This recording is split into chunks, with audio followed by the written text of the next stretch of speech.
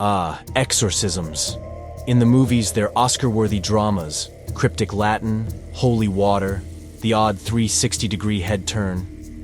They're about as subtle as a sledgehammer and twice as terrifying. But did you know that the Hollywood horror scene might just be pulling a fast one on us? Grab your popcorn and crucifix as we peel back the celluloid curtain to reveal the true, lesser-known history of exorcisms. It's time to confront the reality, free of special effects and stage makeup. Ready? Let's dive in. Number 1. Understanding exorcisms. Have you ever wondered about the origins of the word exorcism? The term itself rolls off the tongue with a sort of eerie grace, doesn't it? It's like a dance between mystery and fear, between curiosity and disbelief. Well, hold on to your hats because we're about to unravel this enigma. The term exorcism is a fascinating little guy, born from the womb of ancient Greek, exorcismos. It doesn't mean scary demon eviction, though that would be a hoot. No, it translates to something quite poetic, to bind by oath. An oath to do what, you might ask? To restore harmony, to bring peace, to evict the unwanted intruders, causing chaos in the tranquility of human existence. In its essence, exorcism is a religious or spiritual ceremony. Its main goal? To show the door to those pesky demons or spirits believed to have set up camp in a person or place. Sounds like an ethereal eviction notice, doesn't it? Exorcisms can range from simple prayers for protection to elaborate rituals involving sacred objects and elaborate liturgies. Buckle up, dear viewer. We're just beginning our dive into this ancient, mysterious, and somewhat misunderstood world. Chapter 2. The Ancient Origins. Well, dear viewers, fasten your seatbelts and join us as we catapult back in time, way back, to an era before Netflix, smartphones, and yes, even before electricity. We're venturing into the hazy dawn of civilization, where ancient societies first began grappling with the mysteries of life, death, and the unexplained. And oh boy, did they have a lot to grapple with. Imagine you're living in ancient Babylon, Egypt, or Greece. There's no WebMD to consult when you're feeling under the weather. Instead, you and your fellows believed that those nasty headaches or that unbearable arthritis were the work of mischievous demons playing pinball with your innards. Unsettling, right?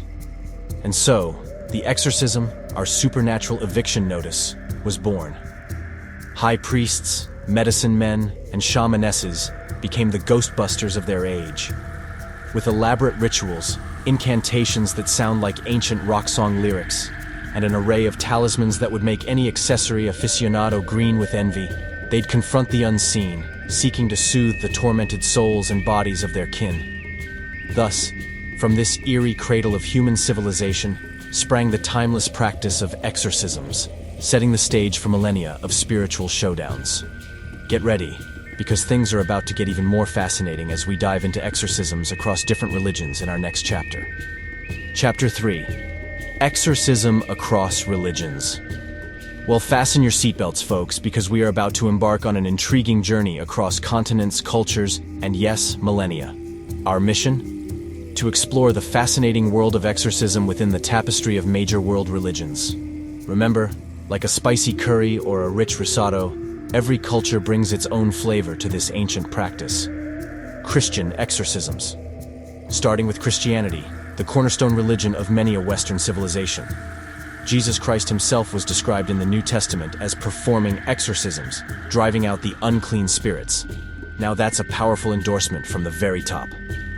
Fast forward to today, exorcism is a sanctioned practice within the Catholic Church, complete with an official ritual, guidelines, and even an update in 1999 for all the new millennium demons out there. Hindu exorcisms. Next stop, India, the land of myriad gods, where exorcism takes a bit of a musical twist.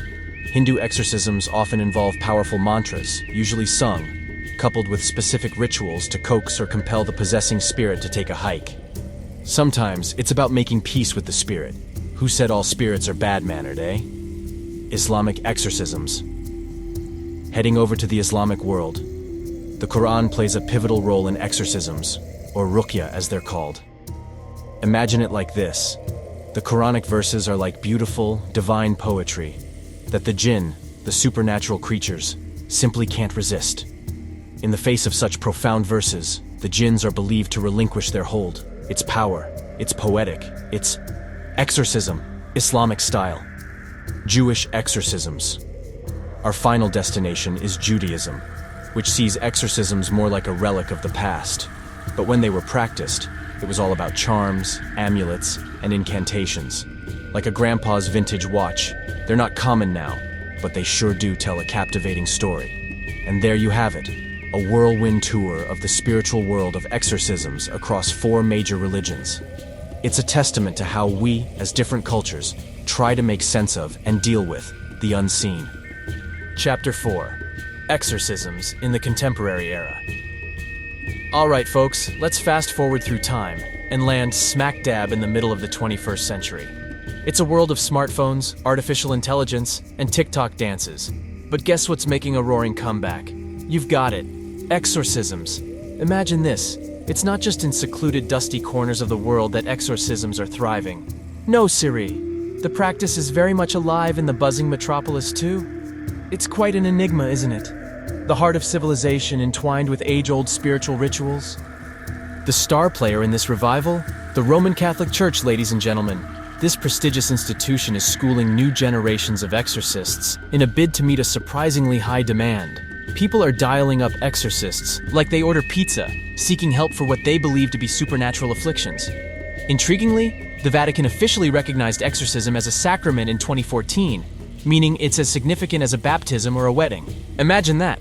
So folks, despite our leaps in technology and science, the enduring allure of exorcisms continues to captivate, mystify, and yes, even terrify us a bit, right here in the modern world. Quite the plot twist, wouldn't you say? Chapter 5. Exorcism and Hollywood. Welcome, movie buffs and supernatural skeptics alike, to the thrilling, chilling, and occasionally silly world of Hollywood exorcisms. Buckle up as we step onto the set and unveil the magic behind the fright. Our first stop is the realm of gut-wrenching screams, levitating beds, and oh, who could forget the spinning heads? Yes, you guessed right. We're stepping into the cinematic universe where exorcism gets a Hollywood makeover.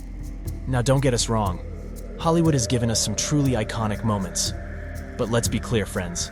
Spinning heads are not listed in the Exorcist's manual, last we checked. But why let facts stand in the way of a good fright night, right? Hollywood's portrayal of exorcisms is built to thrill and shock.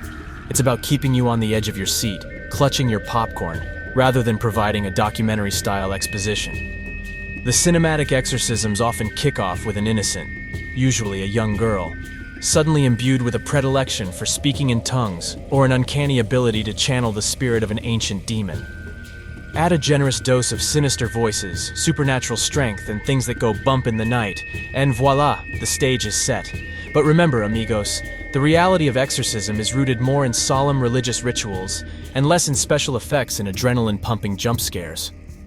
Real exorcisms typically involve prayers, chants, and holy objects, not to mention the required presence of religious authority.